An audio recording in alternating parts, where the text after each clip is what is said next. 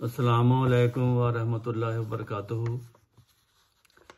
कहते हैं सच्चाई को परखने के लिए एक निशान ही काफ़ी होता है, अगर दिल में खुदा का खौफ हो। मौजूदा ज़माने में हज़रत मसीह मऊद अलैहिस्सलाम, इमाम मेहदी अलैहिस्सलाम ने जो दावा किया 14वीं सदी में शुरू में, और वो हदीसों के बिल्कुल मुताबिक था। रसूल करीम सल्लल्लाहु अलैहि वसल्लम ने ये भी फरमाया था कि मेरा मेहदी जब आएगा तो उसके पहचानने में एक ज़रूरी निशान होगा। एक तो चाँद सूरज का ग्रहण है जो माह रमज़ान में होगा, और दूसरा उसकी हालत ऐसी होगी जैसे मेरी और मेरे सहाबा की हालत है, माना लहे व सहाबी। अब उनकी हालत क्या थी? मक्के में रसूल करीम सल्लल्लाहु अलैहि वसल्लम और सहाबा की हालत क्या थी? ये हर मुसलमान को अपनी तारीख का पता होना चाहिए। मक्का में जब आपने दावा किया तो कुफारे मक्का आपके इस दावे के खिलाफ थे, आपको मुसलमान कहलाना और कहना नहीं चाहते थे, और नमाज पढ़ने के लिए आप रोकें डालते थे, नमाज पढ़ने नहीं देते थे। मस्जिद बनाने के लिए मना करते थे, बल्कि अगर मस्जिद बनाई गई है उसको गिरा दे दिया था उन्होंने। हज़रत अबू बकर सिद्दीक़ के घर मस्जिद बनी, उसने अपने घर में बनाई थी, तो कुफारे मक्का ने उनके घर जाकर उनकी मस्जिद को तोड़ दिया और तकलीफ़ें देते थे, मारते थे, लूट लेते थे। गरीबों पर बड़ी सख्ती थी, कमज़ोरों पर बड़ी सख्ती थी। जो गुलाम थे उनको पथरीले पत्थरों पर और गर्म रेत पर घसीटते थे और सीने पे पत्थर रख देते थे,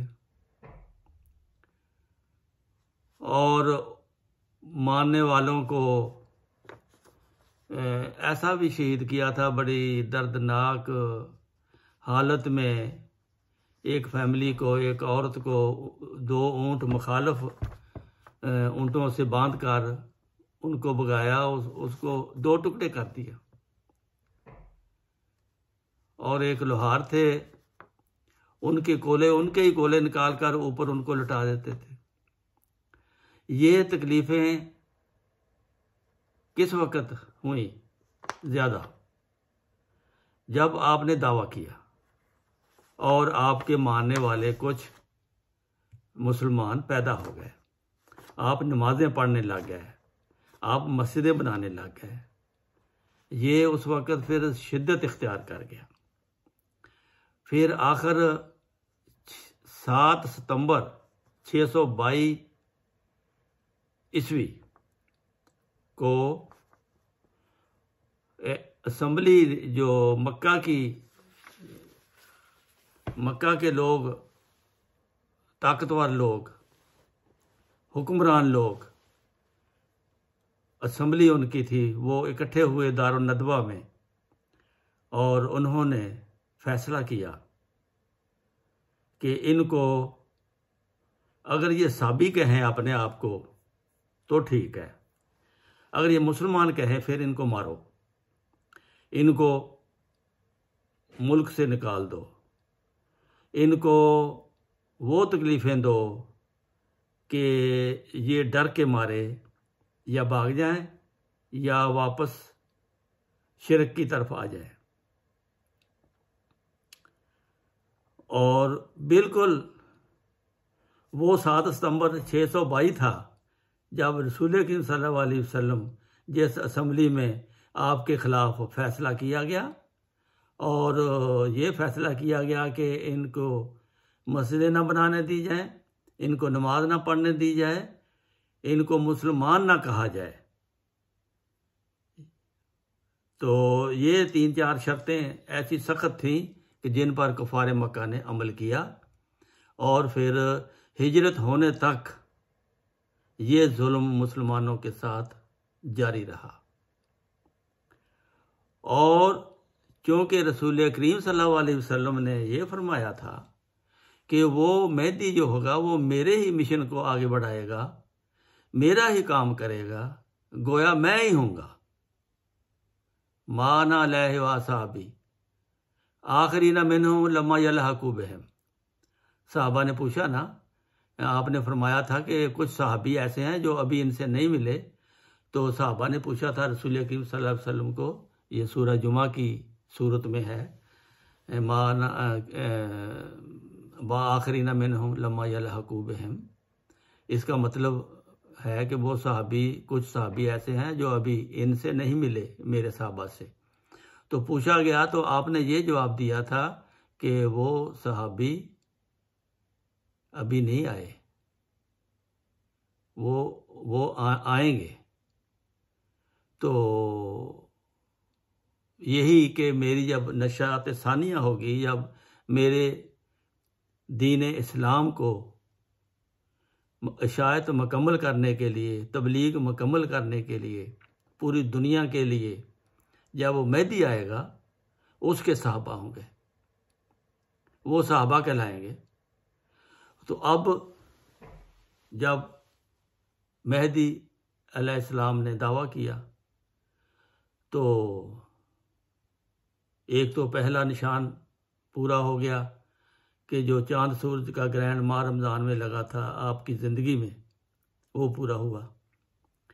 फिर दूसरा निशान ये पूरा हुआ कि जब जमात ने तरक्की करना शुरू कर दी, जमात बाहर के मुल्कों में फैलनी शुरू हो गई, जमात ने तालीम और तरबियत और अल्लाह की इबादत में एक मकाम हासिल किया, तो इनको फ़िक्र हुई कि ये क्यों कर रहे हैं, ये तो हमसे आगे निकल रहे हैं, ये इबादतें कर रहे हैं, ये मस्जिदें बना रहे हैं। तो 7 सितंबर 1974 को फिर असम्बली बुलाई गई।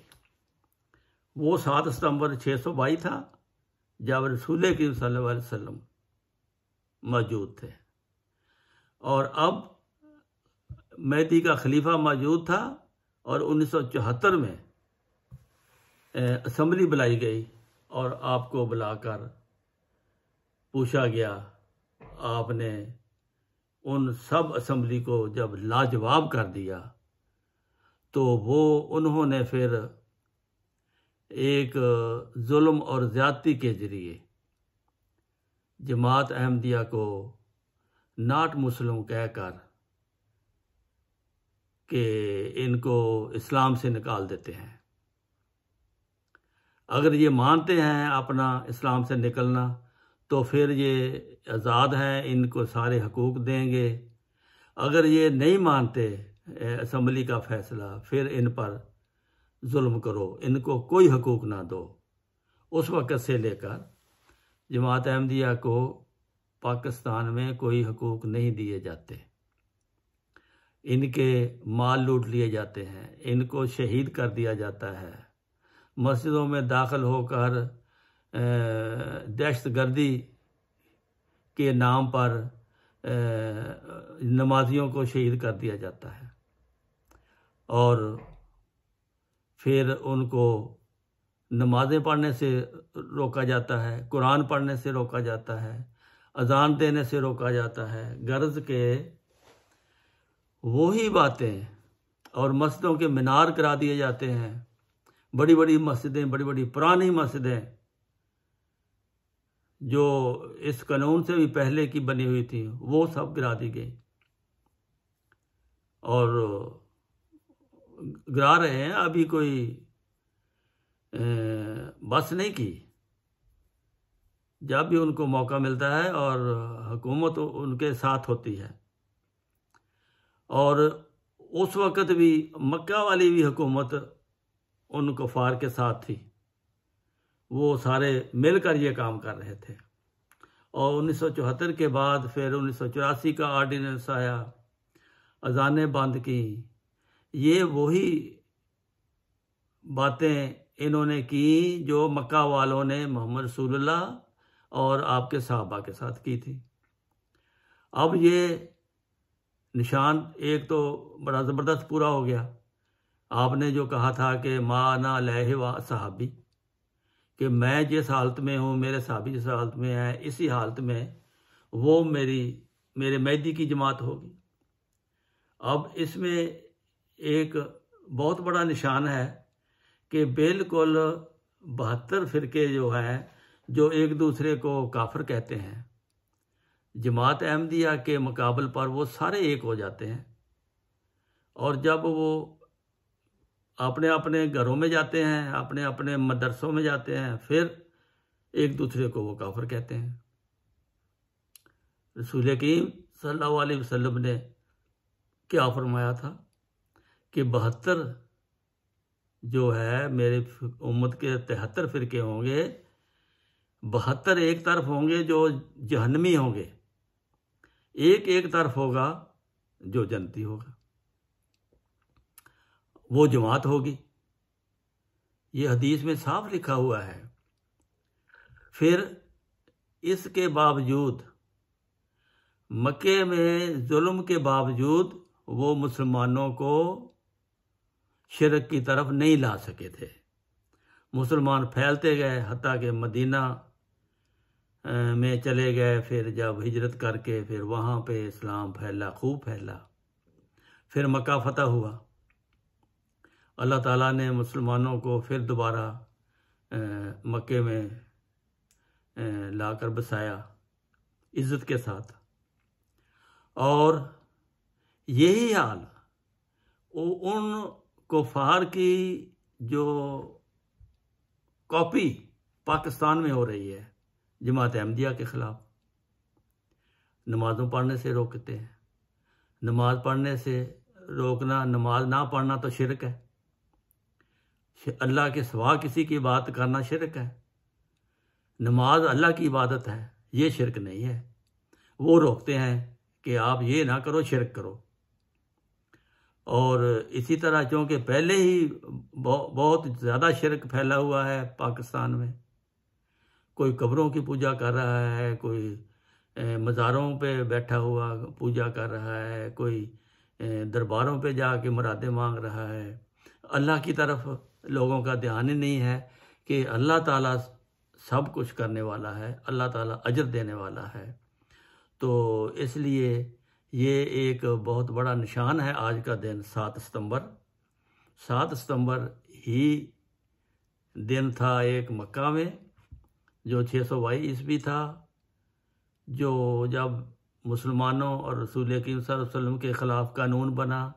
और 7 सितंबर 1974 को उन मेहदी के मानने वाले मुसलमानों को के ख़िलाफ़ कानून बना। और आज तक ये जुल्म उनका जारी है। पता नहीं ये कब तक जारी रहेगा। अल्लाह ताला ज़रूर इंशाअल्लाह ताला आप देखेंगे कि अल्लाह ताला जमात अहमदिया के दिन भी फेरेगा और ये जुल्म की जो दास्तान है ये इंशाअल्लाह यकदम ख़त्म होगी जब अल्लाह की नुसरत आएगी। अभी आज़माइश जारी है, तो हमारी दुआ है कि अल्लाह ताला इस आज़माइश को जल्द ख़त्म कर दे और अपना फज़ल रहम करके दुनिया पर भी रहम करे और पाकिस्तान पर भी रहम करे। क्योंकि पाकिस्तान में जो कुछ हो रहा है इससे अल्लाह ताला नाराज़ है। ये जो बार बार थोड़ा थोड़ा वक्फे से मुख्तलिफ़ किस्म के अज़ाब आ रहे हैं, ये इस जुल्म की वजह से है जो पाकिस्तान में सही और सच्चे मुसलमानों पर जुल्म हो रहे हैं। अल्लाह ताला इन पाकिस्तानियों को हर एक किस्म की मुसीबत से बचा के रखे और इनको अक्ल और हदायत और शऊर अता करे। अस्सलामु अलैकुम व रहमतुल्लाहि व बरकातुहू।